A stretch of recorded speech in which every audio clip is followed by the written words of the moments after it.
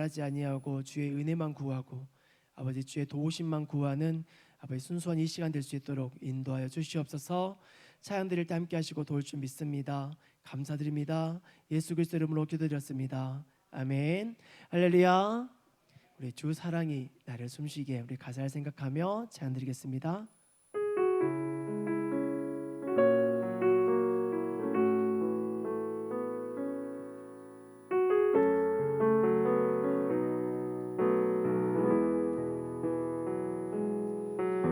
주 사랑이 나를 숨쉬게 해 세상 그 어떤 어려움 속에도 주 은혜로 나를 돌보시며 세상 끝날까지 지켜주신, 다시 할까요? 주 사랑이 나를 숨쉬게, 나를 숨쉬게 해 세상 그 어떤 어려움 속에도 주 은혜로 나를 돌보시며 세상 끝날까지 지켜주시네. 주님만이 내 아픔 아시며 주님만이 내 맘 어루만지네. 어느 누구도 나를 향하신 주님의 사랑을 끊을 수 없네. 주님만이 내 능력이시며 주님만이 나의 구원이시네. 어느 누구도 나를 향하신 주님의 사랑을 끊을 수 없네. 주 사랑이 나를 이끄시네. 주 사랑이 아멘. 내가 갈 수 없는 그곳으로 주의 사랑 나를 붙드시며 세상 끝날까지 인도. 한번 더 할까요? 주의 사랑이 나를 이끄시네. 주 사랑이 나를 이끄시네. 내가 갈 수 없는 그곳으로 주의 사랑 나를 붙드시며 세상 끝날까지 인도하시네. 아멘. 주님만이 내 아픔 아시며 주님만이 내 맘 어루만지네. 어느 누구도 나를 향하신 주님의 사랑을 끊을 수 없네. 주님만이 내 능력이시며 주님만이 나의 구원이시네. 어느 누구도 나를 향하신 주님의 사랑을 한 번 더 볼까요? 주님만이 내 아픔 아시며 만이 내 아픔 아시며 주님만이 내 맘 어루만지네. 아멘. 어느 누구도 나를 향하신 주님의 사랑을 끊을 수 없네. 주님만이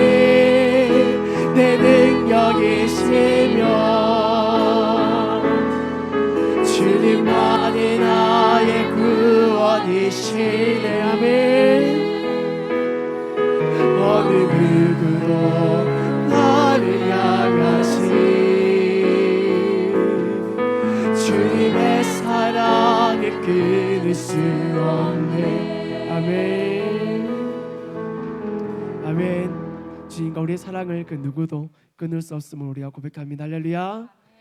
우리 나의 입술의 모든 말과 함께 찬양 드리실 때 기뻐하며 박수치며 찬양 드리겠습니다.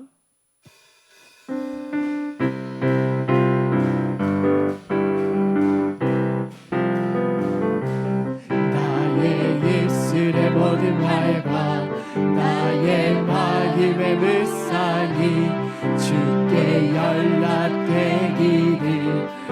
한번 더 할까요? 나의 입술의 모든 말과 나의 입술의 모든 말과 나의 마음의 묵상이 주께 연락되기를 원하네. 생명이 되시죠. 생명이 되신 주 반석이 되신 주. 아멘. 나의 입술의 모든 말과 나의 마음의 묵상이 주께 연락되기를 원하네. 나의 입술의 모든 말과 나의 입술의 모든 말과 나의 마음의 묵상이 주께 연락되기를 원하네. 소망이 되신 주, 소망이 되신 주, 능력이 되신 주. 아멘. 나의 입술의 모든 말과 나의 마음의 묵상이 주께 연락되기를. 먼저 그 나라와 의를 구하라. 먼저 그 나라와 의를 구하라. 그 나라와 길이 그리하면 이 모든 것을 너희에게 더하시리. 아멘. 할렐루야 할렐루야 할렐루야 할렐루야. 사람이 떡으로만 살 거라. 하나님 말씀으로 그리하면 이 모든 것을 너희에게 더하시리라. 할렐루야 아멘. 할렐루야 할렐루야 할렐루야. 구하라 그리하며 구하라 그리하며 주실 것이요 찾으며 찾으리라. 흔들리며 열릴 것이라. 할렐루야 할렐루야 아멘. 할렐루야 할렐루야 할렐루야 할렐루야. 우리가 세상 사는 동안에 우리가 세상 사는 동안 예수님 닮기 원해. 예수님 닮기 원해. 아멘. 가질 수 없는 것마다 주를 찬양해. 이 세상 모든 만물 변해도 변하지 않는 한 가지 천지 만물 창조하신 주 예수 크신 사랑. 비록 작은 새양만 내지 않는 주님 우리와 늘 함께 계셔 돌보아 주옵소서. 세상 모든 영광 버리고 예수 따르기 원해. 거룩한 주의 말씀 깨달아 감사 찬양하세. 주님이 우리를 위해 고난을 당하시며 생명의 깊은 사랑 생명의 깊은 사랑 알게 하신 예수라. 다시 할까요? 우리가 세상 사는 동이심 담기 원하네. 아멘. 가질 수 없는 것만으로도 주를 찬양해. 이 세상 모든 만물 변해도 변하지 않는 한 가지, 천지만물 창조하신 주 예수 크신 사랑. 비록 작은 새한마 해치 않는 주님, 우리와 늘 함께 계셔 돌보아 주옵소서. 아멘. 세상 모든 영광 돌리고 예수 따르기 원해. 거룩한 주의 말씀 깨달아 감사 찬양하세. 주님이 우리를 위하여 고난을 당하시며 생명의 깊은 사랑 알게 하신 예수 남기. 생명의 깊은 사랑, 생명의 깊은 사랑 알게 하신 예수. 한번 더 볼까요? 생명의 깊은 사랑 알게 하신 예수 남기 원해. 아멘. 할렐루야. 우리 하나님께 영광 박수 올려드리겠습니다.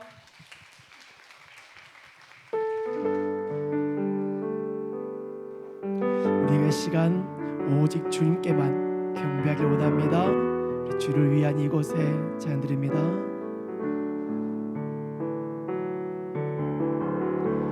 주를 위한 이곳에 예배하는 자들 중에 그가 찾는 이 없어 주님께서 슬퍼하시네.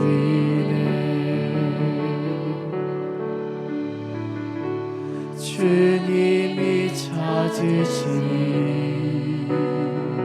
그할 사람 그 예배자. 내가 그 사람 되기 간절히 주께 예배하네. 주내로 이곳에 서 있는 주임제에 엎드려 절하는 그 어느 것도 난 필요 없네. 주님만 경배해. 주내로 이곳에 서 있는 주인제에 엎드려 절하는 그 어느 것도 난 필요 없네. 주님만 경배. 다시 배울까요? 주를 위한 이곳에, 주를 위한 이곳에 예배하는 자들 중에 그가 찾는 이어서 주님께서 슬퍼하시네. 주님이 찾으시는 그할 사람 그 예배자. 내가 그 사람 되기 간절히 주께 예배한 주내로 이곳에 서 있는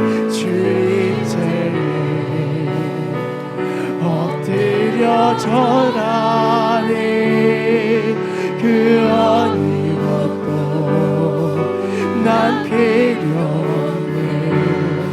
주님만 경배해 주대로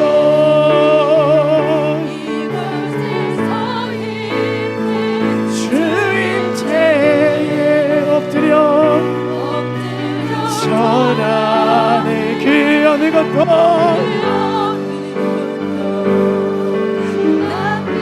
우리 주님만 경배해 주내로 우리가 이곳에 서 있냐매 엎드려 절하네. 그 어느 것도 난 필요 없네. 난 필요 오직 주님만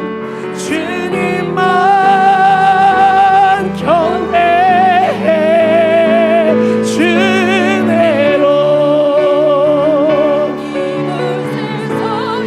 주임제 아멘 아멘 엎드려 우리가 경배합니다. 절합니다. 주여 아버지 이 예배를 이 찬양을 받아 주옵소서.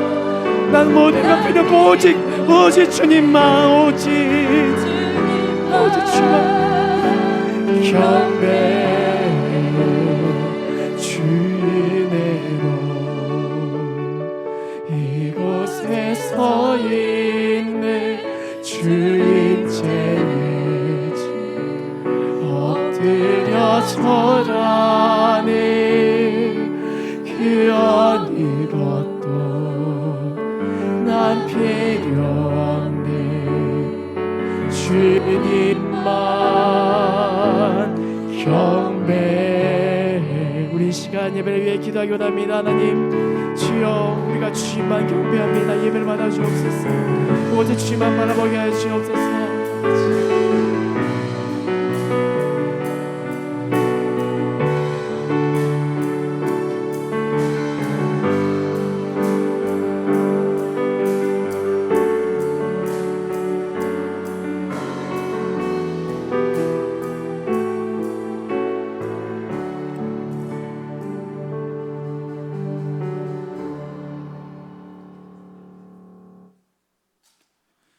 묵상하심으로 2월 2일 오후 찬양 예배를 시작하도록 하겠습니다.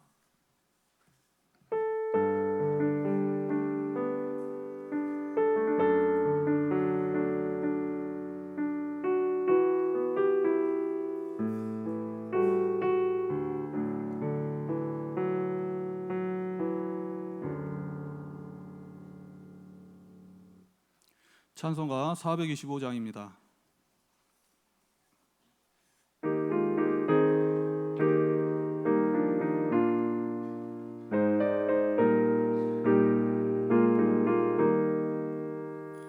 주님의 뜻을 이루소서. 고요한 중에 기다리니 진흙과 같은 날 비스사 주님의 형상 만드소서. 주님의 뜻을 이루소서.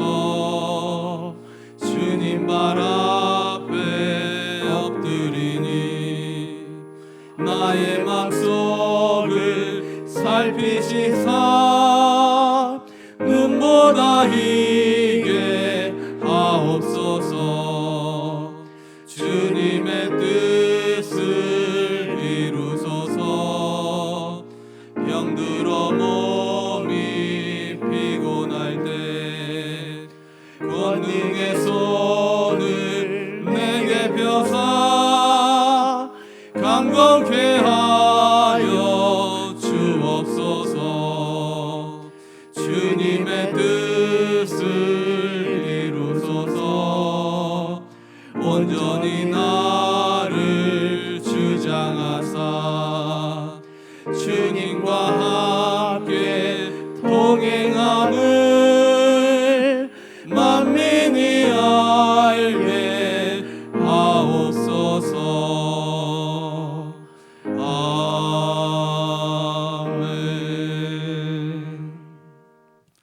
박순관 집사님께서 우리를 대표해서 기도해 주시겠습니다.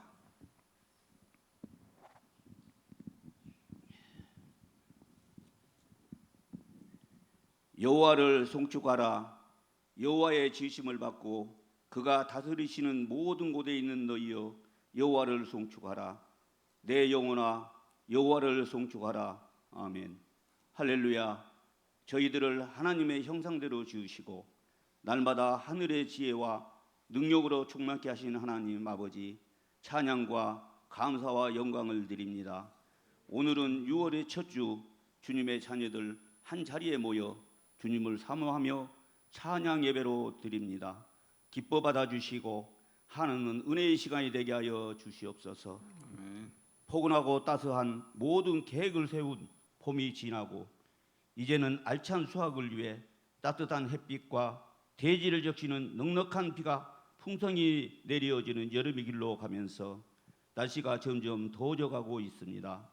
하나님 아버지, 저희들에게 계절의 지혜를 주시어 여름에 겨울을 준비하고 겨울에 봄을 준비하는 지혜로운 자들이 되어서 준비된 삶, 슬기로운 신부처럼 방황하지 않고 준비된 삶을 살아갈 수 있도록 인도하여 주시옵소서.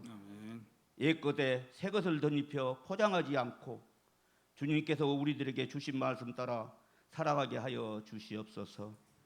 굳게 닫힌 마음을 부드러운 마음으로, 행함이 없는 삶을 즐거운 행함으로, 조그마한 부정적이라도 한없는 긍정적으로 사랑이 부족함을 조건 없이 감싸주고 안아주는 사랑으로 살아가는 저희들이 될 수 있도록 몸과 마음을 주장하여 주시옵소서. 6월은 너무나도 참혹하고 영원히 잊을 수 없는 민족의 비극이 있습니다. 같은 형제끼리 총칼로 싸워서 수많은 사랑하는 부모 형제들이 희생되고 고아인 고아로서의 삶을 잊을 수가 없습니다. 이러한 참혹한 속에서도 하나님의 말씀을 가슴에 새기며 다시 일어설 수 있다는 믿음으로 서로 도우며 서로 위로하고 주님께서 우리와 함께 동행하신다는 믿음으로 밤낮으로 열심히 사무의 터전에서 기도하며 살아오신 연로하신 장로님, 권사님, 집사님들 축복하여 주시고 강건하게 붙들어 주시옵소서. 하나님 아버지, 저희들도 선비들의 믿음의 삶을 본받아 그분들의 수고와 헌신 봉사에 아름다운 열매가 헛되지 않도록 저희들을 강한 팔로 붙들어 주시고 할 수 있다는 담대함을 주시옵소서. 협력하여 선을 이루고 편안하고 든든히 서가는 몸된 교회가 될 수 있도록 인도하여 주시옵소서. 하나님 아버지, 죄 많은 저희를 사랑하사 여기에 중형교회를 세우시고 사랑받기에 존경받기에 부족함이 없는 주님의 종들을 보내주시고 여기까지 인도해 주신 하나님 아버지 감사드립니다. 주님, 헌신 봉사하며 사랑하며 전도하고 땅끝까지 이르러 내 증인이 되라는 저희에게 주신 사명을 감당하기 위해서 목사님, 장로님, 권사님, 성도님들, 각 기관들 서로 협력하여 동참하고 성교지 탐방, 구제의 사역, 전도의 열정으로 발걸음을 쉬지 않고 있습니다. 주님께서 사랑하시는 주님의 자녀들 만나주시고 자력다 칭찬하며 새 힘을 주시고 축복하여 주시옵소서. 혈류병, 눈먼 소경, 죽은다도 말씀으로 저희가 믿음으로써 치유해 주신 주님, 이 시간 병상에서 가정에서 투병 중인 주님의 자녀들 눈물로써 기도하며 간절히 주님의 손길을 기다리고 있습니다.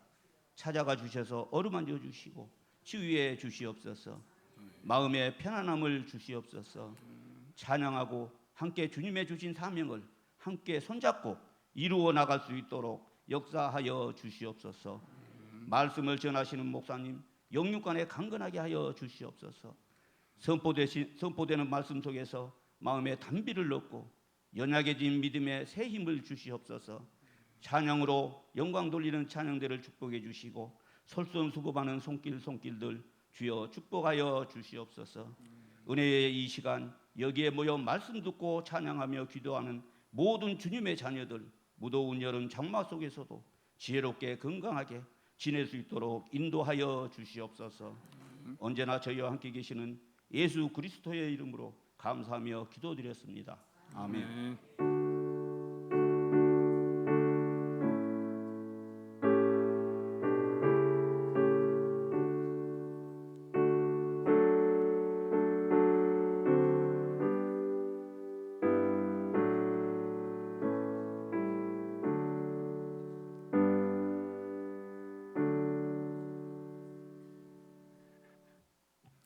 오늘 주신 하나님의 말씀은 여호수아 6장 17절부터 7장 5절까지의 말씀입니다. 제가 가진 성경으로 구약 성경 327페이지 되겠습니다. 여호수아 6장 17절부터 7장 5절까지의 말씀입니다. 구약 성경 327페이지 되겠습니다. 여호수아 6장 17절부터 7장 5절까지의 말씀입니다. 그러면 다 찾으신 줄 알고 교독하겠습니다. 이 성과 그 가운데 있는 모든 것은 여호와께 온전히 바치되 기생 라합과 그 집에 동거하는 자는 모두 살려주라. 이는 우리가 보낸 사자들을 그가 숨겨 주었음이니라.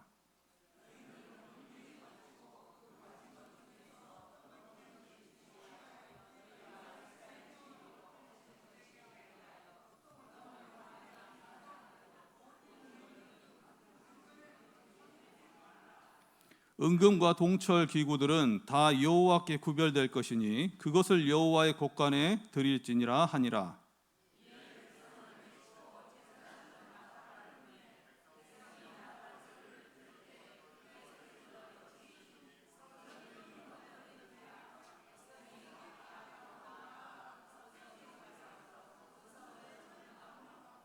그 성 안에 있는 모든 것을 온전히 바치되 남녀노소와 소와 양과 나귀를 칼날로 멸하니라.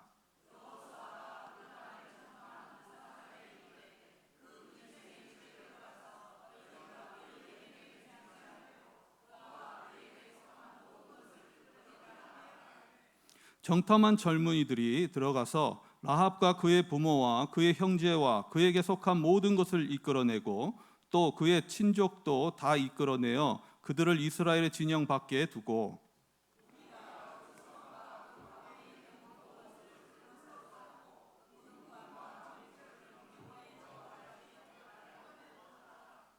여호수아가 기생 라합과 그의 아버지의 가족과 그에 속한 모든 것을 살렸으므로 그가 오늘까지 이스라엘 중에 거주하였으니 이는 여호수아가 여리고를 정탐하려고 보낸 사자들을 숨겼음이었더라.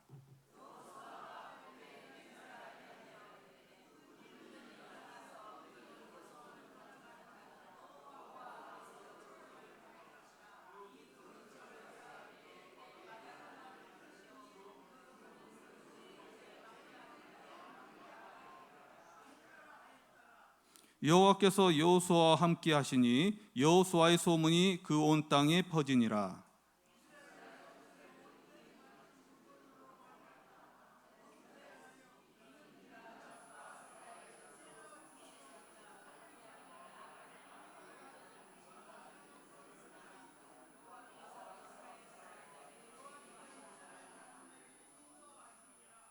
여호수아가 여리고에서 사람을 베델 돌저 베다엔 곁에 있는 아이로 보내며 그들에게 말하여 이르되 올라가서 그 땅을 정탐하라 하매 그 사람들이 올라가서 아이를 정탐하고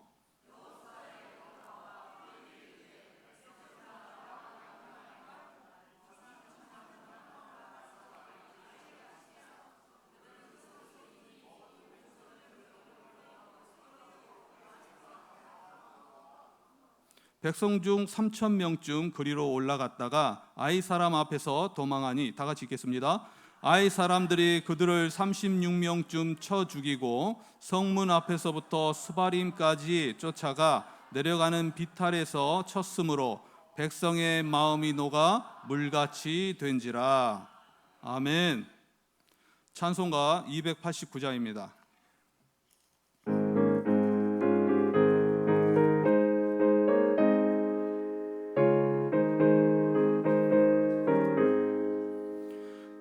예수 내 맘에 들어와 계신 후 변하여 새 사람 되고 내가 늘 바라던 참빛을 찾음도 주 예수 내 맘에 오신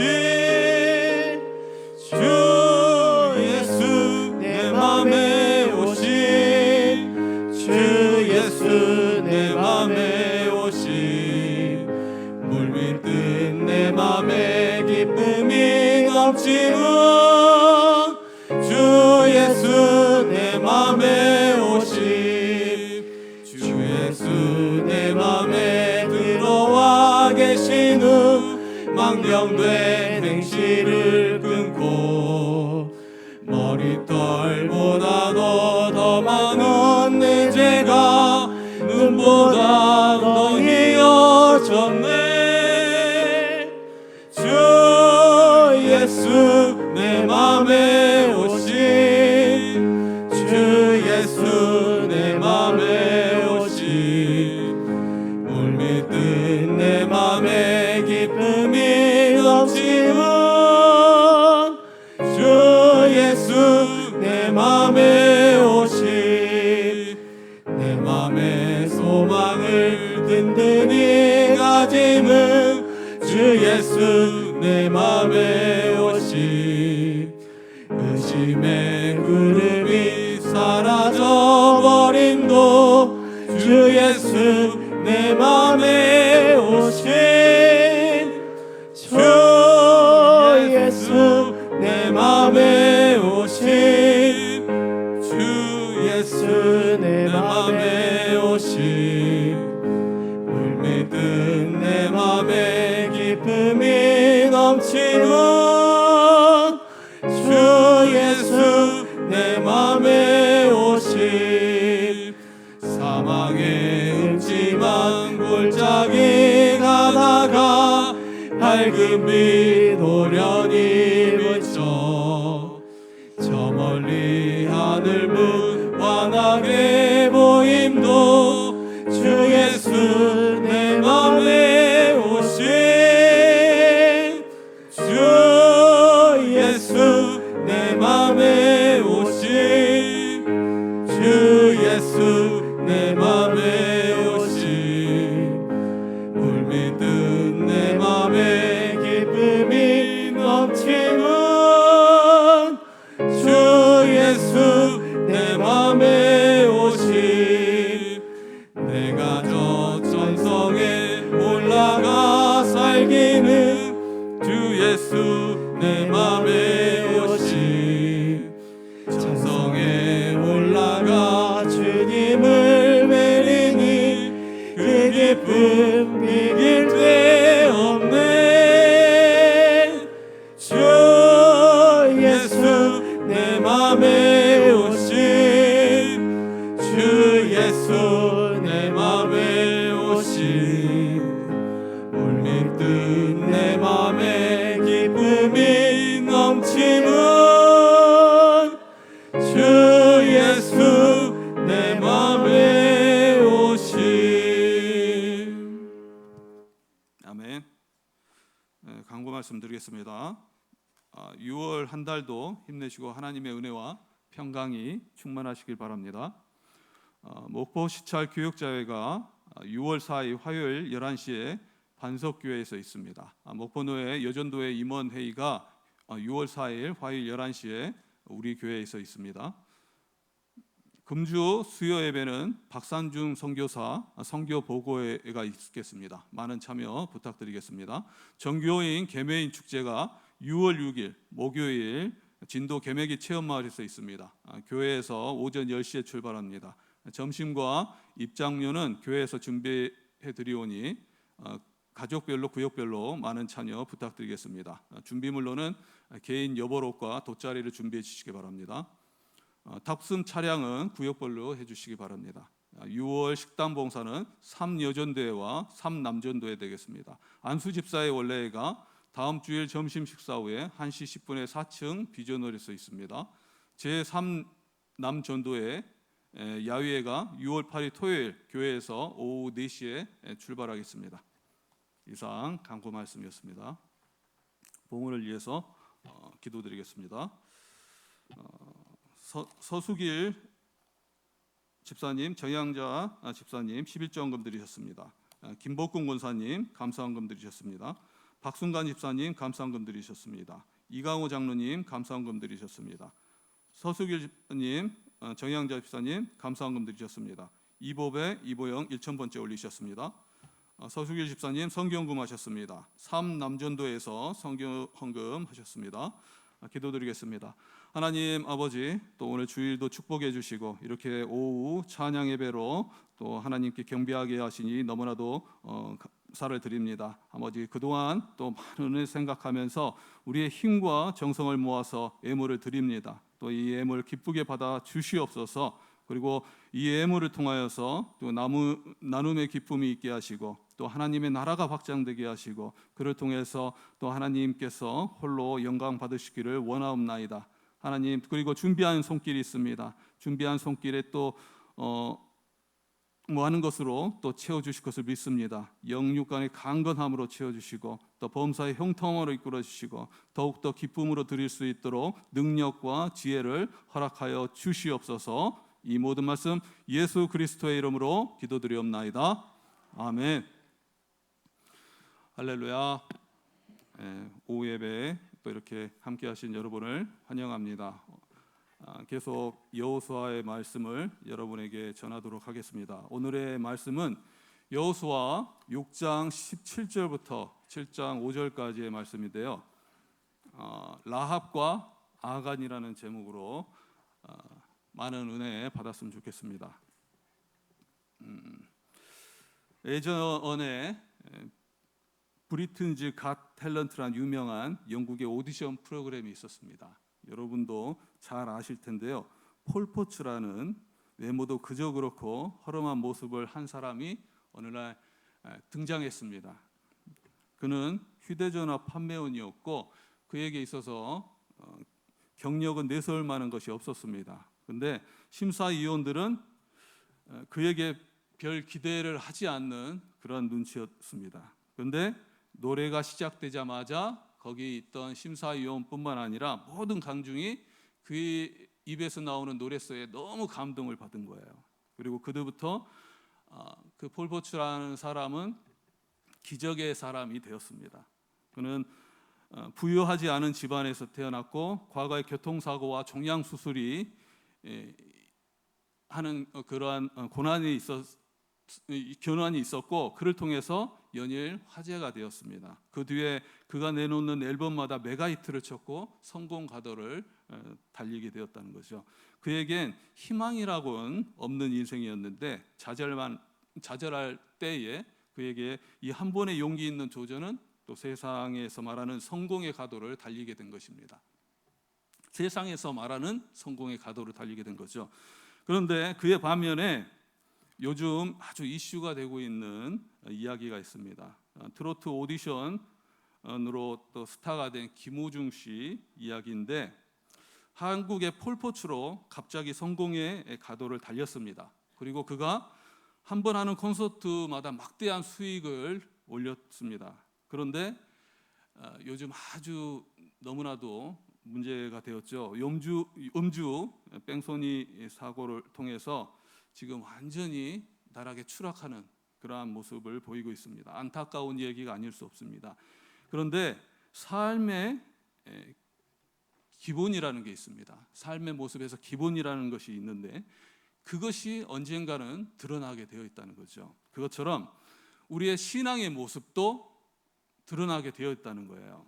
오늘 라합과 아간의 모습 또한 어느 날 갑자기 그들이 변화된 그러한 삶을 살아간 것 같습니다.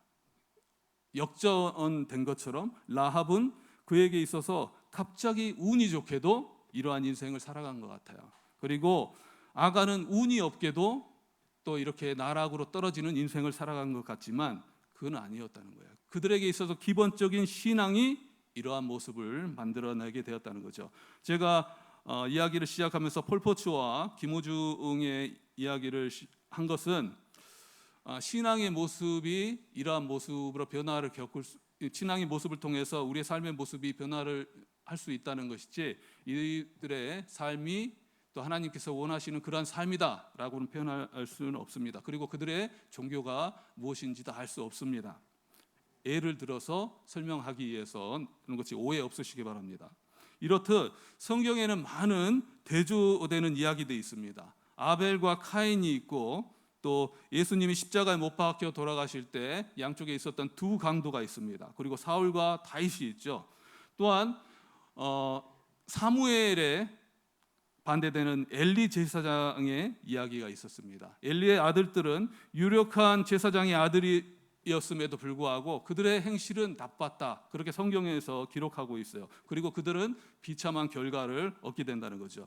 우리의 삶에 있어서 이러한 신앙의 모습이 또한 이러한 결과를 만들어낼 수 있다는 거예요. 사무엘상 2장 11절부터 12절까지의 말씀에서 보면은 사무엘과 또 엘리의 아들들의 모습들의 차이를 나타내는 그러한 말씀이 나옵니다. 제가 한번 읽어보면 11절을 읽어보면 엘가나는 라마의 자기 집으로 돌아가고 그 아이는 사무엘이죠. 사무엘은 제사장 엘리 앞에서 여호와를 섬기니라.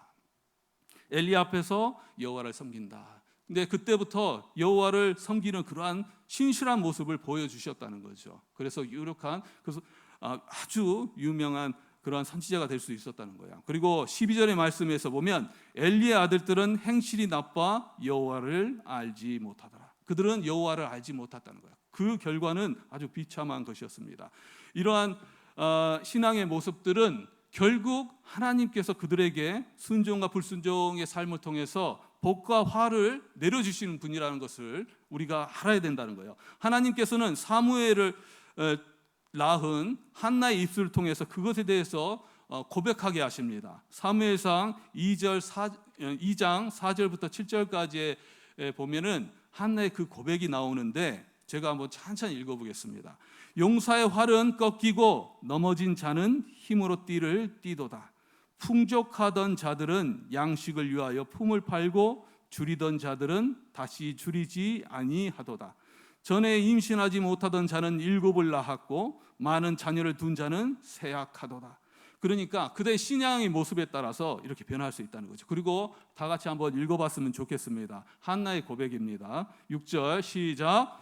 여호와는 죽이기도 하시고 시작. 여호와는 죽이기도 하시고 살리기도 하시며 수월에 내리게도 하시고 거기에서 올리기도 하시는도다. 7절 여호와는 가난하게도 하시고 부하게도 하시며 낮추기도 하시고 높이기도 하시는도다.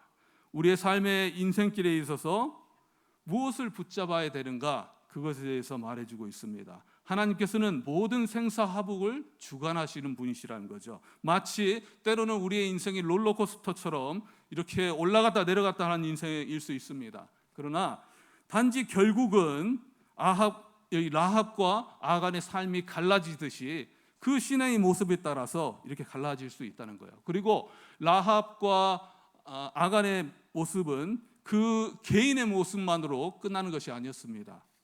공동체에 있는 모습으로, 그리고 그들에게 있어서 그 가족, 그리고 가족의 모습으로 그렇게 같은 결과를 만들어내고 말았다는 거죠.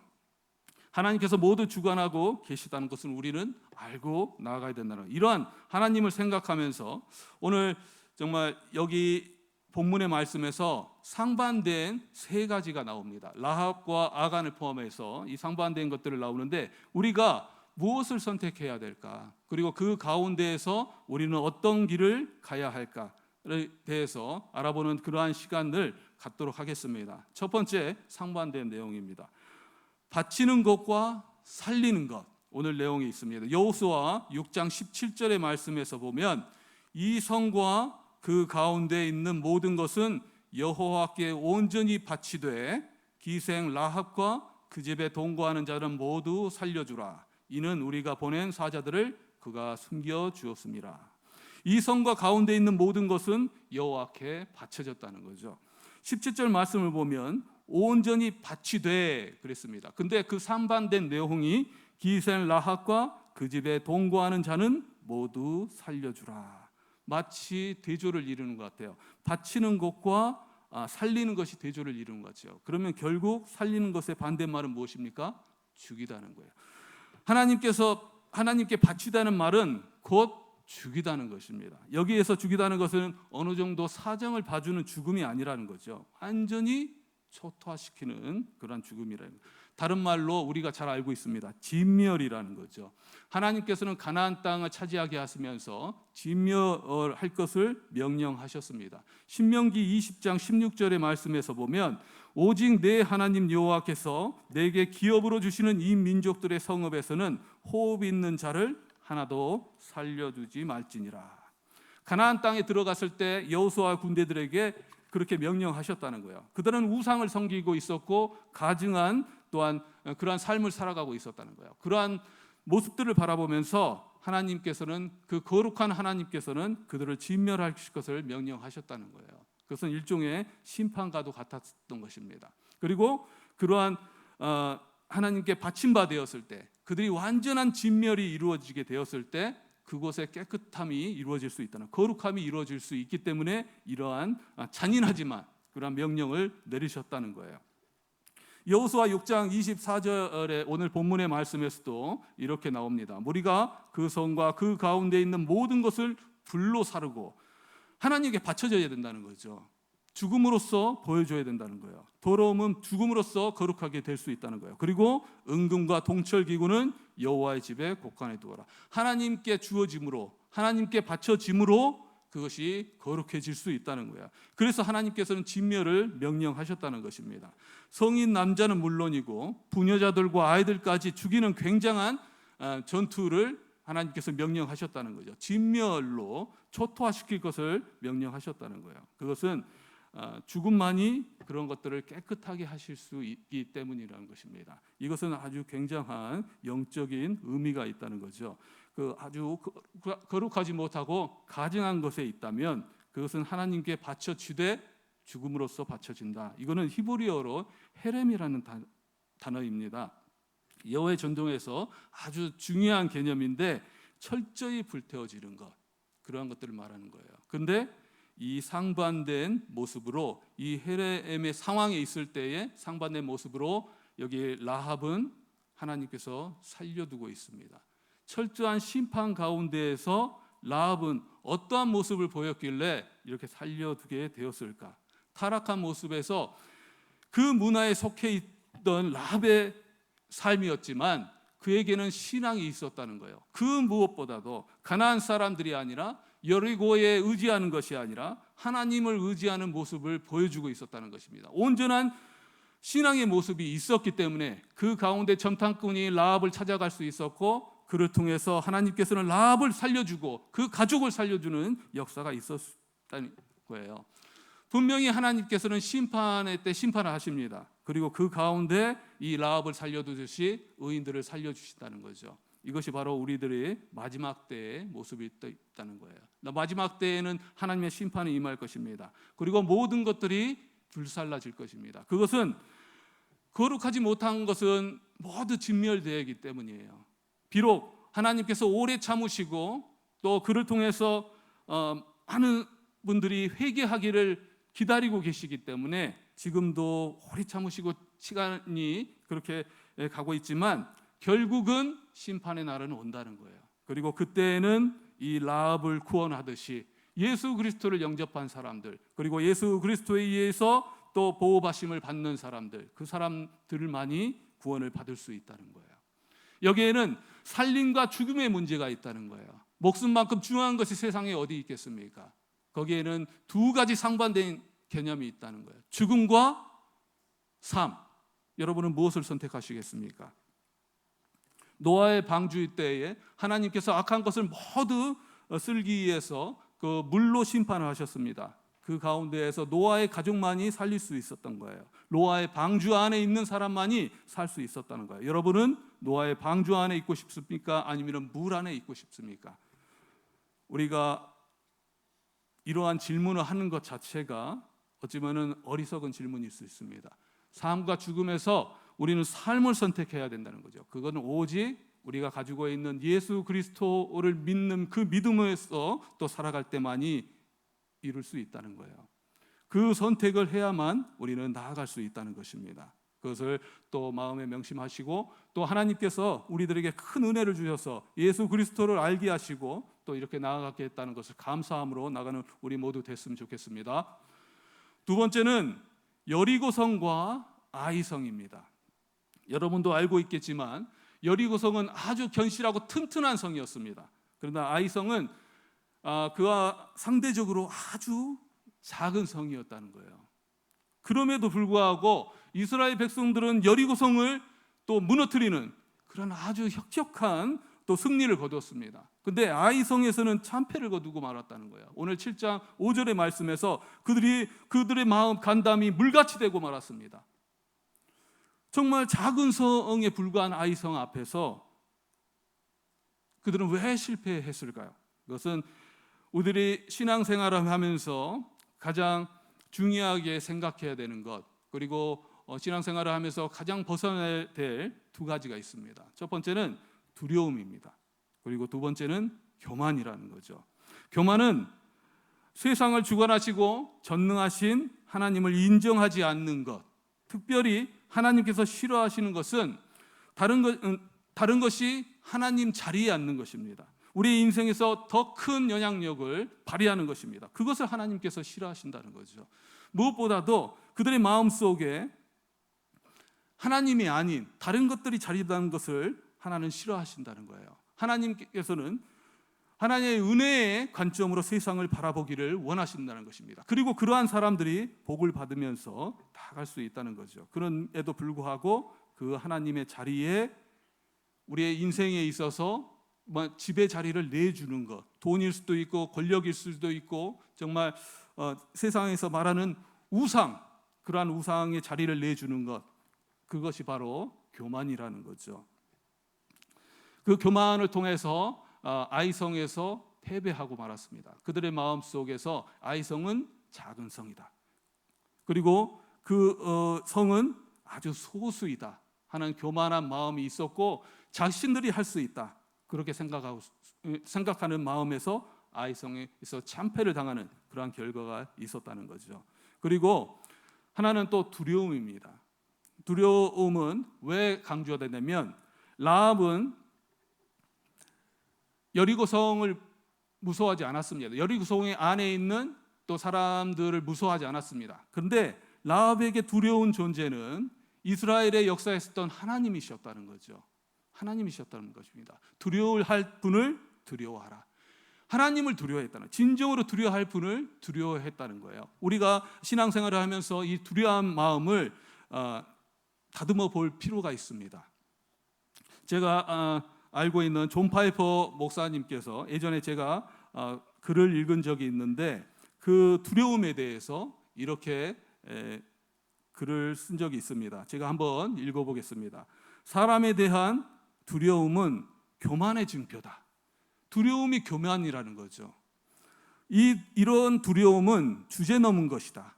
하나님이 책임을 지겠다고 하신 우리의 위로와 위안을 주제 넘게 스스로 책임지려고 하는 것이다. 결국 이 두려움이라는 것은 우리 스스로 하고자 하는 마음에서 나온다는 거예요. 두려움은 마음의 보좌 위에 올라가 이렇게 소리친다. 하지마. 만일 그것을 하면 너는 내 얼굴에 먹칠을 하게 될 거야. 수치를 당할 거야. 이런 방식으로 두려움은 하나님 대신에 우리의 보호자와 안내자와 위로자의 자리를 차지한다. 하지만 이는 모두 하나님에 속한 자리이다. 주님께서는 이렇게 강조한다. 너희를 위로하는 자는 나 곧 나이니라.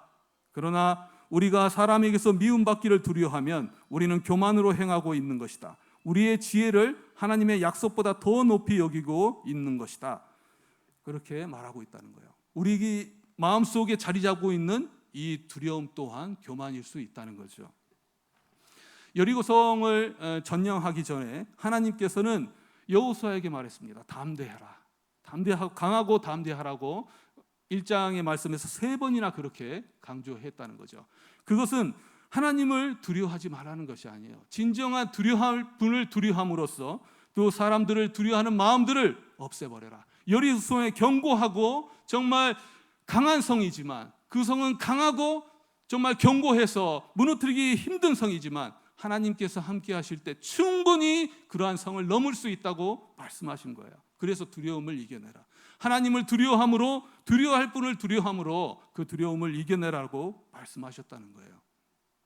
우리의 인생에 있어서 많은 문제들이 있습니다. 앞에 정말 그 문제가 너무나도 커서 우리 자신을 지배하는 것 같습니다. 거기에 압도당해버리고 좌절해버릴 때가 너무나도 많다는 것이죠. 우리들은 그렇게 약한 존재입니다. 그러나 우리가 하나님을 또 의지하게 되었을 때, 우리의 가진 두려움을 하나님께 맡기게 되었을 때 하나님께서는 그러한 신앙을 보시고 모두 해결해 주신다는 거죠. 아무것도 아닌 게 돼버린다는 거예요. 여리고 성쯤은 아무것도 아닌 게 돼버린다는 거죠. 그것이 아무리 견고하고 강한 여리고성이라 할지라도, 그리고 우리들의 앞에 강한 문제이라 할지라도 하나님께서 함께 하실 때 그 모든 문제는 작은 문제에 불과하다는 것입니다. 여리고성은 아주 견고한 튼튼한 성이었지만, 또 상대적으로 우리가 생각해 보면 아이성은 너무나도 작은 성이었습니다. 너무 작은 성 앞에 이스라엘 백성들은 교만한 마음을 가지고 있다. 여전히 두려움은 아니었지만 그들에게 있어서 자신들이 하고자 하는 두려운 마음을 가지고 있었다는 거죠. 이미 아간의 범죄가 나타났을 뿐이지 그들에게는 그 작은 것에 대해서 또 마음이 자리 잡고 있었다는 거예요. 여호수아 7장 3절의 말씀을 한번 제가 읽어보겠습니다. 여호수아에게로 돌아와 그에게 이르되 백성을 다 올라가게 하지 말고, 점탕꾼이 나갔다가 돌아온 거예요. 2,3,000명만 올라가서 아이를 치게 하소서. 그들은 소수이니. 그들을 바라볼 때에 이 그들의 마음 속에서 소수란 그 숫자를 바라보고 있다는 거예요. 하나님의 은혜의 관점으로 바라보는 것이 아니라 그 숫자를 바라보고 있다는 거예요. 우리 이 삶을 살아가며 있어서 아무리 작은 문제 할지라도 하나님께서 허락하시지 않으면 그 문제를 허락할 수 없다는 거예요. 그 문제가 해결될 수 없다는 것입니다. 세상에 있어서 문제의 관점은 그렇습니다. 하나님께서 계시냐, 하나님께서 함께 하시냐, 그렇지 않느냐의 문제인 것이지 그 문제가 크냐 작냐의 문제가 아니라는 거예요. 기드온과 함께 있었던 용사들 300용사들이 미디안 연합군 13만 5천 명을 물렸잖아요. 그 숫자와 관계됐고 그 세에 관계된 것이 아니라는 거예요. 하나님과 함께 하느냐 그렇지 않느냐의 문제라는 것이죠. 우리들에게 있어서 정말 큰 문제냐 작은 문제냐가 아니라 하나님과 함께 하느냐 함께하지 않느냐가 그 문제의 해결책이라는 것입니다. 그래서 여기서 말하는 상반된 경도, 여리고와 아이성을 통해서 승패를 결정짓는 분은 하나님이시다. 아무리 작은 문제라 할지라도 하나님께서 함께하시면은, 함께하지 않는다면은 그 문제는 해결될 수 없다. 그러나 아무리 큰 문제라도 하나님께 함께하시면은 그러한 문제는 해결된다는 거죠. 그래서 우리의 마음 속에는 하나님과 함께하느냐, 그리고 항상 하나님과 친밀한 관계가 되기 위해서 노력하는 그러한 마음이 돼야 된다는 거예요. 크기와 상관없다는 거예요. 하나님께서는 그 크기를 바라보기보다 하나님의 은혜의 관점을 바라보기를 원하시는 것입니다. 그러한 마음을 가지고 나아가는 우리 모두 됐으면 좋겠습니다. 그리고 마지막으로 라합과 아간에 관해서 여러분에게 말씀을 전하고자 합니다. 이것도 상반된 모습이죠. 여리고성 점령과 관련해서 운명이 뒤바뀐 두 가정이 있었던 거예요. 실제로 라합과 아간 한 사람의 문제였지만 그 개인으로 끝나는 것이 아니라 그 가정 또한 완전한 운명이 바뀌는 그러한 일이 일어났다는 거예요. 라합의 가정은 정말 여리고성이 무너지는 아주 진멸되고 잔인한 그러한 모습에서도 살아남을 수 있었고, 또한 아간의 가정에서는 그들이 이러한 승리를 누릴 수 있었음에도 불구하고 그 가정은 도리어 돌에 맞아 죽는 그러한 일이 있었다는 것입니다. 아간의 경우를 보면은 여호수아 7장 1절의 말씀에서 이렇게 나옵니다. 이스라엘 자손들이 온전히 바친 물건으로 말미암아 범죄하였으니 이는 유다 지파 세라의 증손 삽디의 손자 갈미의 아들 아간이 온전히 바친 물건을 가졌습니다. 여기 이 족보를 보면은 아간이 유력한 유다 지파의 소상임을 알 수 있습니다. 그 집안이 정말 쟁쟁함을 알 수 있다는 거죠. 그는 나중에 분배가 있을 때에 그 많은 그 분배를 통해서 이익을 볼 수 있었습니다. 그리고 그 집안은 아주 짱짱했고 그에게 주어진 은혜만을 누리며 나아갈 수 있었다는 거예요. 그런데 작은 것에 욕심을 가지면서 그러한 탐심으로 인해서 그는 완전히 무너져 버리는, 그리고 그뿐만 아니라 가정이 무너져 버리는 그러한 일들이 발생하고 말했다는 거예요. 마치 김호중 씨가 많은 것들을 누리면서 이제 정말 승승장구만 하면 됨에도 불구하고 음주운전이라는 그러한 일을 통해서 타락해버렸듯이 이러한 아간의 모습 또한 그렇게 돼버렸다는 거예요. 그런데 그가 탐심을 가진 것은 큰 것이 아니었습니다. 7장 21절의 말씀에서 보면, 읽지는 않았지만 제가 한번 읽어보면, 내가 노력한 물건 중에 시날산의 아름다운 외투 한 벌과, 외투 한 벌입니다. 그리고 은 200세겔과 그 무게가 50세겔 되는 금덩이 하나, 금덩이 100덩이도 아니고 금덩이 하나예요. 그리고 탐내어 가졌나이다. 그가 이러한 작은 욕심 때문에 인생이 무너져 버리는 정말 그러한 결과를 만들고 말았다는, 지나친 욕심과 탐심, 그리고 앞에 있는 작은 것을 바라보면서 그가 누릴 수 있는 은혜를 바라보지 못하고 정말 작은 것을 욕심내고 그럼으로써 또 하나님의 그 유다 지파로부터 제명을 당하는 그러한 일이 있고 말았다는 거예요. 결정적으로 가나안 땅을 점령하면서 진멸하라, 그리고 모든 것들을 하나님께 바치라는 그 하나님의 명령을 그는 순종하지 말았습니다. 이거는 굉장히 영적인 그러한 문제들이 있는데, 하나님께서 분명히 순종하라, 이런 것들은 진멸되어야 된다라고 말씀했음에도 불구하고 아간은 그 작은 욕심 때문에 인생이 무너져버리는 그러한 결과를 맞고 말았다는 거예요. 죽음으로, 또 돌에 맞는 처참한 죽음으로 나아갈 수밖에 없었다는 것입니다. 자신에게 주어진 축복을 스스로 쳐버리는 그러한 일들이 일어나고 말았다는 거죠. 하나님께서는 축복 주기를 원하십니다. 그럼에도 불구하고 단지 그것에 대해서 욕심을 부림으로, 마치 에서가 장자권이 있고 그 축복을 누리면 됨에도 불구하고 팥죽 하나에 그 모든 장자권을 팔아버리듯이 아주 어리석은 행동을 하고 말았다는 거죠. 그런데 죄라는 것이 그런 것 같습니다. 죄라는 것이 단지 앞에 있는 작은 것에 욕심을 내게 하고 하나님께서 주시는 그 은혜를 보지 못하게 하는 거예요. 맨 처음에 죄가 우리 이 땅에 들어오게 되었을 때도 마찬가지였습니다. 아담이 그 선악과를 바라보죠. 선악과를 바라보면서 정말 풍성한 삶을 누렸습니다. 선악과 외에 많은 것들을 먹고 마시면서 살아갈 수 있었다는 거예요. 그럼에도 불구하고 그 선악과를 따먹으면서 죄가 우리 땅에 들어오는 그러한 결과를 만들고 말았다는 거죠. 하나님께서 정말 명령하신 그 명령을 순종하지 못하고 정말 자신의 유다 지파의 족보에서 삭제되는 그러한 결과가 나고 말았다는 것입니다. 반면에 라합을 한번 봤으면 좋겠습니다. 라합은 족보가 없습니다. 내세울 만한 것이 없기 때문이죠. 단지 이름만 나와요. 그리고 그 앞에 기생이라는 직업이 나옵니다. 기생, 얼마나 처참한 인생이었습니까? 그리고 이방인이었습니다. 근데 라합을 살린 것은 그의 신앙이었다는 거죠. 여리고성이 무너지는 가운데에서 또 하나님께서 그 라합을 살리셨고 라합의 가족들을 살리셨다는 거예요. 그것은 두 점탕꾼을 숨겨진 공로 때문만은 아니었습니다. 그리고 여리고 전투 중에 동족을 배반하고 점탕꾼을 숨겨주었던 점탕꾼의 또 처지를 불쌍히 여긴 것도 아니었습니다. 뇌물에 눈이 멀어서도 아니었습니다. 라합에게는 하나님을 믿는 신앙이 그 마음속에 자리 잡고 있었기 때문에 그를 통해서 축복을 누릴 수 있었다는 거죠. 그리고 라합은 두려움이 없었던 것이 아닙니다.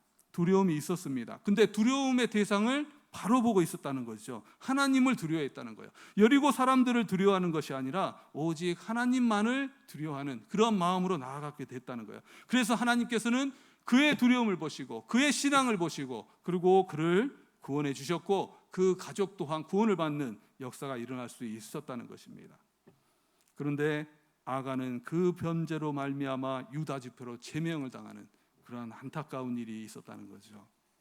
신앙의 모습은 이렇게 나타날 수 있다는 거죠. 우리의 온전한 신앙을 가질 때에 정말 그 상황과는 상관없이 하나님께서는 우리들에게 이런 축복을 연결해 주신다는 거예요. 그리고 결국 어떻게 되었습니까? 마태복음 1장 5절의 말씀을 보면 족보가 나오죠. 원래 기생 라합은 족보가 없었습니다. 그런데 살몬은 라합에게서 보아스를 낳고 보아스는 룻에게서 오벳을 낳고 오벳은 이셋을 낳고 여기서 이셋은 다윗의 아버지입니다. 결국 유다 지파를 연결하는 그런 유력한 집안으로 편입되게 되었다는 거죠. 하나님께서는 그 신앙을 보시고 그의 인생을 완전히 역전시켜 주셨다는 거예요. 우리의 인생도 그렇습니다. 우리가 신앙을 가지고 있다면 정말 하나님께서 축복된 인생으로 연결해 주실 것을 믿습니다. 우리는 어려운 상황이 있을 수 있습니다. 가나안 땅에 정말 이러한 어려운 상황이 닥쳤을 때 진멸의 상황에서 정말 우리 삶을 살아가면서 그러한 모습들을 많이 봅니다. 그렇지만 그 가운데에서부터 건져주시는 하나님을 믿어야 된다는 거죠. 건져주실 뿐만 아니라 라합이 유다 지파의 유력한 집안으로 편입되었듯이 우리들에게 축복을 연결해 주실 것을 믿습니다. 또 그에 못지않은 우리 이 아간의 또 잘못을 좀 더 한번 묵상해 봤으면 좋겠습니다. 결정적으로 아간이 잘못을 했습니다. 이것은 하나님의 그 성품과도 관련된 것인데 아간이 잘못을 했지만 하나님께서 바로 심판을 하신 건 아니에요. 바로 돌로 쳐 죽이게 한 것은 아니에요. 그에게 있어서 회개할 기회가 많이 있었다는 거죠. 하나님께서는 우리들에게 축복 주기를 원하시는 분이시지 심판하고 우리에게 저주 주기를 원하시는 분이 아니라는 거예요. 우리 하나님의 성품을 알 수가 있다는 것입니다. 그에게 있어서 결정적인 잘못은 회개할 기회를 놓쳐버렸다는 거죠. 범죄자가 누구인지 색출해내는 아주 선별해내는 과정이 너무나도 길었다는 거예요. 그런데 그의 마음속에 있는 두려움은 하나님을 두려워하는 마음이 아니었습니다. 결과적으로 개인뿐만 아니라 가족 전체가 회개할 기회를 놓쳐버리고 말았다는 거죠. 분명히 하나님께서는 그 선별 과정 길게 하시면서 회개할 기회를 주셨다는 거예요. 아담이 범죄를 했을 때도 마찬가지입니다. 하나님께서는 아담아 그를 부르셨고 만약에 아담이 만약에 회개하게 되었다면 그를 통해서 어찌 됐을지 모른다는 거죠. 우리가 너무나도 인생을 살아가며 나약합니다. 부족합니다. 그래서 넘어지기도 하고 때로는 잘못을 하기도 하죠. 그렇지만 하나님께서는 회개하게 되었을 때 다시 돌아올 수 있는 기회를 주신다는 거죠. 아간은 큰 잘못을 했습니다. 그렇지만 그에게 가장 더 큰 잘못은 자백하지 않았다는 거죠. 그것을 죄를 자복하지 않았다는, 회개하지 않았다는 거예요. 우리의 모습들을 보면 정말 나약하고 부족하지만 이러한 회개 모습으로 나아갔을 때 많이 구해 주시는 그런 하나님의 모습을 볼 수가 있어요. 베드로와 또 그 유다의 모습을 보면은 우리가 알 수 있다는 거죠. 베드로도 잘못을 했습니다. 베드로도 예수님을 3번이나 부인하는 그러한 배신을 했습니다. 유다도 배신을 했어요. 그런데 이 두 사람의 차이는 무엇일까? 그것은 베드로는 회개를 했지만 유다는 그렇지 않았다는 거죠. 끝까지 고집을 피웠다는 거예요. 하나님을 이겨먹으려고 했다는 거예요. 결국 스스로 목숨을 끊음으로 하나님을 이기고자 했다는 거죠. 고집을 피웠다는 거예요. 우리는 하나님 앞에 항복하게 됐을 때 축복된 인생을 갈 것을 믿습니다. 아간이 가장 큰 잘못은 이러한 회개하지 않는 마음이라는 거죠. 우리는 우리 자신을 잘 압니다. 우리가 고난 가운데 넘어지고 또 죄 가운데 넘어지고 여러 가지 부족한 가운데 있다는 걸 압니다. 제가 여러분에게 정말 이 말씀대로 온전히 살아야 된다. 이 말씀대로 온전히 살아야 됩니다. 그것이 우리의 목표입니다. 그렇지만 여러분의 사정을 이해하고자 합니다. 이 땅에서 지겹도록 힘든 가난과 삶, 고난과 질고의 아픔, 그러한 삶을 누가 누리고자 하기를 원하겠습니까? 축복된 인생을 살아가기를 원한다는 거죠. 저는 여러분들을 이해합니다. 누구나 떵떵거리며 풍족한 삶을 살아가고자 한다는 것이죠. 당연히 신앙을 가지고 있으므로 물질을 지향하면서 또 물질을 풍족한 삶을 나누면서 고난 없이 살아가기를 원한다는 거죠. 그러나 삶이라는 게 그렇습니다. 고난 없이 그리고 모든 것들을 충족하면서 또 하나님의 뜻에 따라서 합당한 삶을 살아가기가 힘들기 때문이라는 거예요. 그래서 고난이 있더라도 정말 여러분에게 그러한 가운데에서 여러분을 격려하고 싶습니다. 힘을 내시라고 격려하고 싶다는 거죠. 고난이 있을 수밖에 없다는 거예요. 인생을 살아가면서 정말 신앙을 굳건히 가진다 할지라도 고난이 있을 수밖에 없다는 거예요. 힘든 상황이 있을 수밖에 없다는 것입니다. 그러나 우리가 여기서 기억해야 되는 것은 아까 말했던 여리고성과 아이성처럼 하나님께서 함께 하실 때 어떠한 문제가 있더라도 이겨낼 수 있는 힘을 우리들에게 허락하여 주신다는 거죠. 교만해서는 안 된다는 거예요.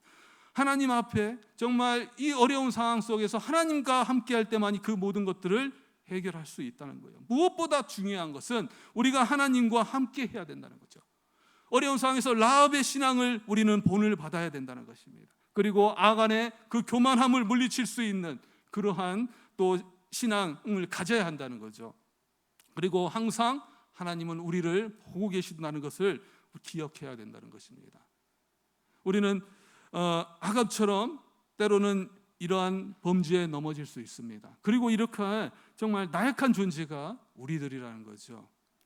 그래서 어찌 보면 예수 그리스도께서 우리가 이러한 나약함을 알기 때문에 모든 죄를 감당하시고 우리 부족한 우리들을 위해서 십자가에 못 박혀 돌아가셨다는 거예요. 그리고 예수 그리스도를 영접한 모든 사람들이 구원을 받을 수 있도록 우리의 공로가 아니라 예수 그리스도의 공로로 예수님의 그 십자가의 공로로 구원받을 수 있도록 도와주셨다는 것입니다.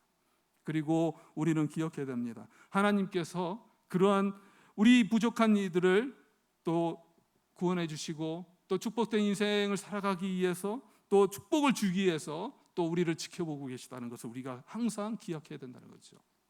그리고 하나님은 살아계신다는 거죠. 그리고 지금도 생사화복을 주관하고 계시다는 분이시라는 거예요. 무엇보다도 우리가 바라보는 관점이 세상의 가치가 아니라 세상의 크기가 아니라 하나님을 바라보게 되었을 때 하나님은 진정으로 우리들에게 그러한 축복을 허락하신다는 거예요. 이 축복이 단지 이 땅에서의 축복만을 말하는 것이 아닙니다. 이 땅에서 고난을 받고 결국 그렇게 끝날 수도 있어요. 그렇지만 결국 이 라합의 역전된 삶은 우리들의 삶에 있을 수밖에 없다는 거예요. 왜냐하면 우리들에겐 천국이 있기 때문입니다. 역전의 삶이 있기 때문이에요. 세상 사람들은 세상에서 떵떵거리면서 돈과 권력을 앞에 놔두고 여리소승침을 진 채 튼튼한 성이라고 그렇게 생각하며 살아갈 수 있습니다. 그러나 그들의 삶은 죽음이라는 문 앞에서 최역전되고 만다는 거예요. 지옥길로 가고 만다는 거죠. 그들의 삶은 정말 이 아간의 모습처럼 그들은 깨닫지 못하겠지만 이 아간의 모습처럼 나아갈 수 있다는 거죠.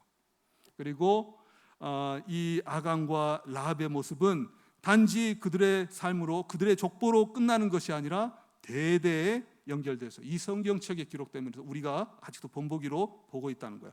여호수아 6장 25절의 말씀을 한번 보겠습니다. 여호수아가 기생 라합과 그의 아버지의 가족과 그에 속한 모든 것을 살렸으므로 그가 오늘까지 이스라엘 중에 거주하였으니 오늘까지라는 거예요. 오늘날까지 그의 이름을 우리는 기억하고 있고 정말 축복된 그러한 인생을 살아가고 또한 우리들에게 기억되고 있다는 거예요. 그리고 반면에 아간의 경우를 한번 봤으면 좋겠습니다. 7장 26절의 말씀입니다. 그 위에 돌 무더기를 크게 쌓았더니 오늘까지 있더라. 오늘까지 아간은 손가락질을 받는 신앙의 모습을 보여줬다는 거죠. 잘못된 길을 가고 정말 조그만 것에 욕심을 내다가 완전히 정말 이 가족들이 멸문죄화를 당하는 그러한 일들이 있고 말았다는 거죠. 우리들의 인생도 언젠가는 이러한 역전의 모습을 보여줄 것입니다. 우리가 이 땅에서 누리기를 원합니다. 여러분에게 정말 누리기를 원합니다. 그러나 때로는 이러한 축복이 이 땅에서 이루어지지 않을 수도 있어요. 그렇지만 누가복음 16장 25절에서 말씀에서 보면은 정말 부자와 거지 나사로의 비유가 나옵니다. 거기에서 보면 아브라함이 이르되 예 너는 살았을 때 좋은 것을 받았고 나사로는 고난을 받았으니 이것을 기억하라. 이제 그는 여기서 위로를 받고 너는 괴로움을 받느니라. 결국 그 신앙에 따라서 결론은 달라진다는 거죠. 우리의 인생의 결과는 달라진다는 거예요. 아무리 이 땅에서 또한 축복된 인생을 살아가는 것처럼 보이지만 결국은 그들에게 기다리는 것은 지옥의 불이라는 거예요. 그리고 물론 우리도 그들을 위해서 기도하고 또 하나님께 돌아올 수 있도록 또 그들을 인도하고 복음을 전해야 될 것입니다. 삶과 죽음, 여리고성과 아이성, 라합과 아간에 대한 그 상반된 말씀을 여러분에게 오늘 전했습니다. 그를 통해서 우리가 나아갈 방이 무엇인가 여러분도 기억하실 거라고 믿어요. 그리고 묵상해 보면은 단지 이것이 반대말에 불과할까? 삶과 죽음 그리고 라합과 아간이 반대말에 불과할까? 시내와 심판 그게 반대말에 불과할까? 우리가 한번 마지막으로 묵상 한번 해봤으면 좋겠습니다. 신명기 28장의 말씀을 보면 불순종했을 때 저주가 훨씬 많은 것을 알 수가 있어요. 하지만 실질적으로 하나님께서는 우리들에게 은혜 주시기를 원하는 것이죠. 저주나 심판보다도 정말 그것은 마지못해서 하시는 모습들을 많이 보여준다는 거죠.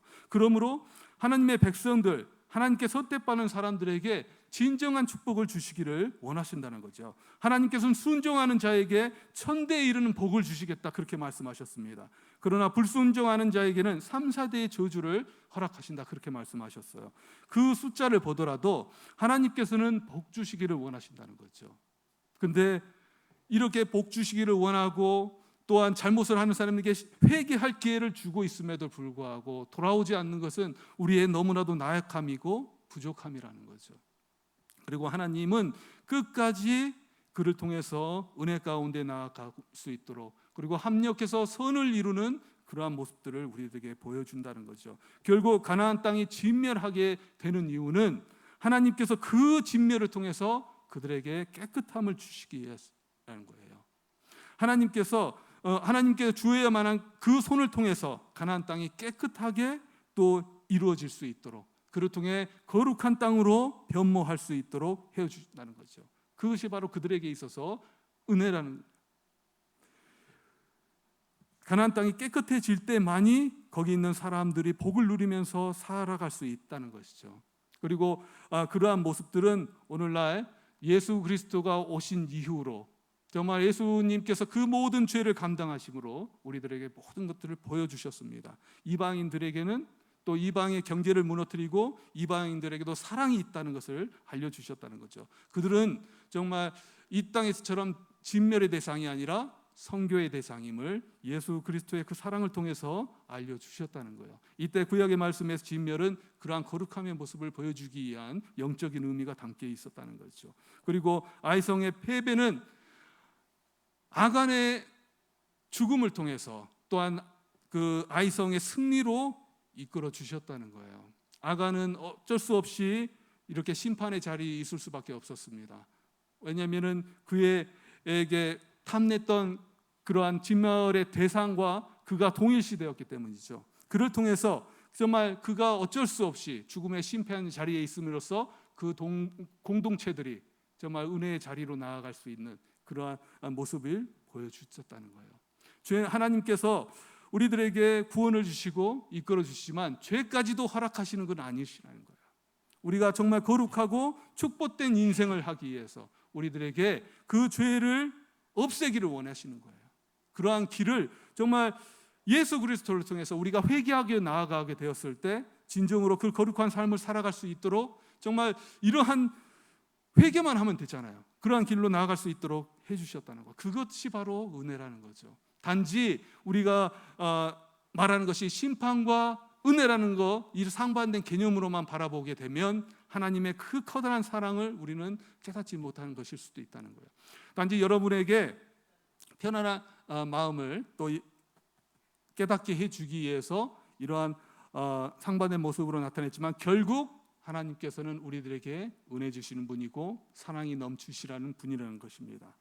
그렇다면 우리는 항상 은혜의 자리로 나아가야 한다는 거죠. 상황과는 상관없이 하나님의 관점으로 세상을 바라볼 수 있는 사람이 되어야 된다는 거죠. 그 크기와 상황은 상관없이 하나님과 친밀함에 집중해야 된다는 것입니다. 결국 생사화복은 하나님께 있다는 것입니다. 진정한 용기는 이러한 것들을 인정하는 것입니다. 하나님을 인정하고 또한 우리들에게 있는 죄를 인정하고 우리의 나약함을 인정하신 거예요. 그리고 하나님을 알고 나를 아는 것이라는 거야. 그것이야말로 진정한 축복된 길로 나아가는 것이라는 것을 명심하시고 그를 통해 정말 하나님의 기쁨이 되고 또 축복을 누리는 우리 모두 되시기를 주님의 이름으로 축원합니다. 기도하겠습니다.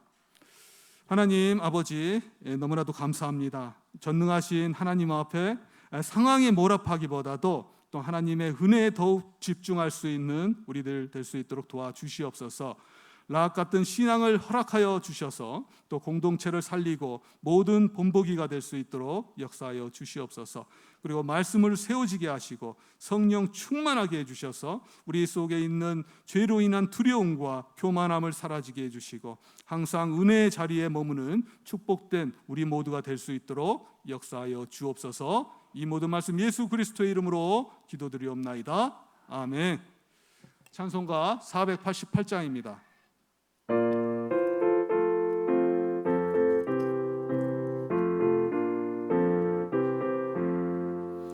이 몸의 소망 무언가 우리 주 예수뿐일세. 우리 주 예수밖에는 믿으리라 주 없도다.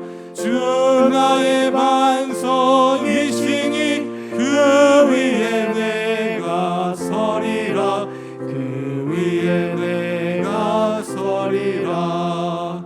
무섭게 바람 부는 밤 물결이 높이 설렐 때 우리 주 크신 은혜에 소망에 닻을 주리라. 주 나의 반석이시니 그 위에 내가 서리라. 그 위에 내가 서리라. 세상에 믿던 모든 것 끊어질 그날 되어도 구주의 언약 믿사와 내 소망 더욱 크리라. 주 나의 반석이시니 그 위에 내가 서리라. 그 위에 내가 서리라. 바라던 천국 올라가 하나님 앞에 배울 때 구주의 은을 힘입어 어여시 바로 서리라. 주 나의 반석이시니 그 위에 내가 서리라. 그 위에 내가 서리라. 축도하겠습니다. 이제는 우리 주 예수 그리스도의 놀라우신 은혜와 하나님 아버지의 크고 무한하신 사랑과 성령님의 감동, 감화, 위로하심과 교통하심과 충만하심이 여기 모인 모든 성도분들 머리 위에, 그터 위에 이제로부터 영원토록 함께 있을지어다. 아멘.